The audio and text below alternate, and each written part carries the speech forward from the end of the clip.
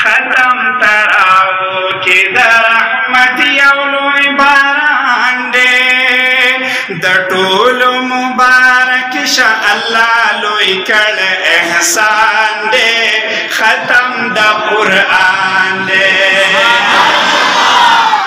دا پمنګ ټول دا الله مهرباني دا دانن پدې محل کې چې یو لوی خوشالي دا دا پمنګ ټول دا الله مهرباني دا دانن پدې محل کې چې یو لوی خوشالي دا پدین چی سوک مین دے پدیو چی سوک مین دے پجومات چی سوک مین دے دی مجلس ترا روان دے در طول مبارک شا اللہ لوی کڑ احسان دے